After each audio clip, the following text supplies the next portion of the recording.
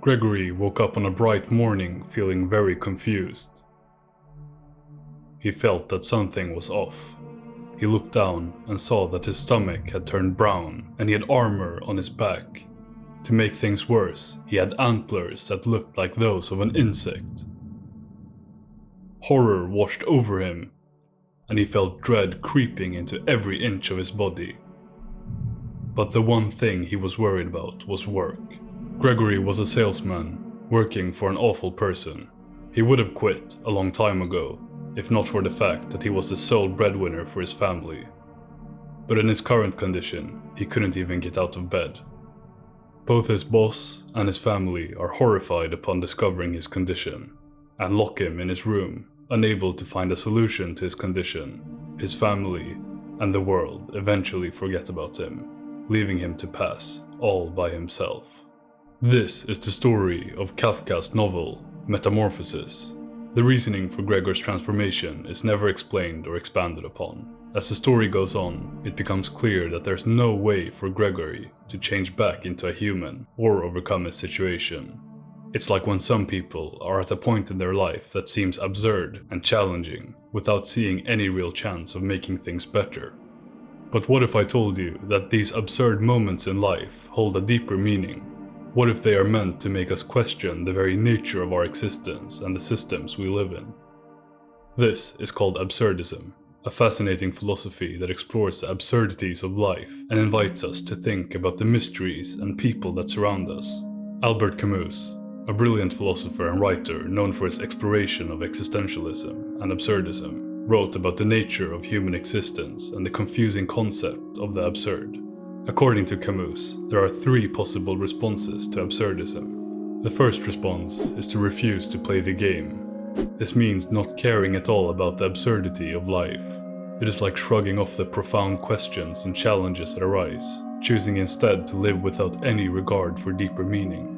The second response is what Camus called a leap of faith. This involves placing one's trust and belief in the existence of something greater than ourselves, an external force or entity that watches over us and gives purpose to our lives. It is a hopeful leap into the unknown, embracing faith as a way to find meaning amidst the absurd. The third response is embracing absurdism itself. This means fully accepting the absurd situations we encounter daily, not surrendering to nihilism, but living in defiance of meaninglessness. It involves rebelling against the notion that life lacks inherent purpose and finding personal significance through individual actions and choices.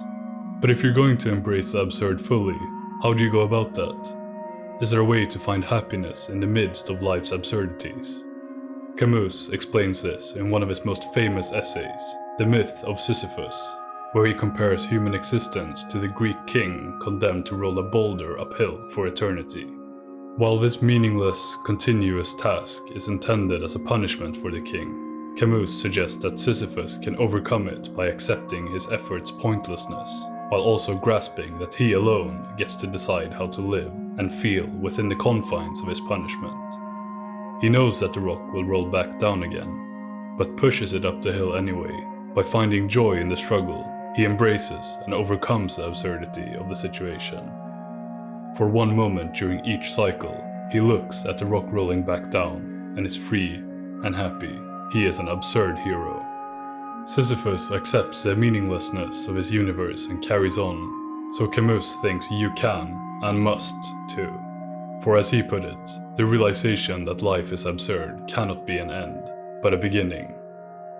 Camus suggests that revolt often leads to what he terms rebellion, which inspires us to seek a unity beyond absurdity and realize that everybody faces the same difficulties in the face of it. Done improperly, this can lead to horrible things.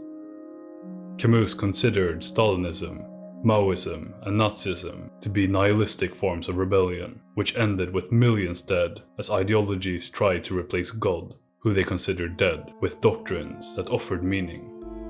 Instead, he encourages us to genuine rebellion. This is a fruitful action which requires us to recognize that everybody is in the same boat.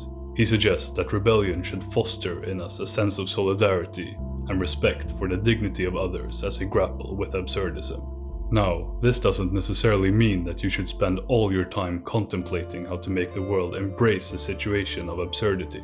Camus suggests that the rebel will embrace life for life's sake and live with passion.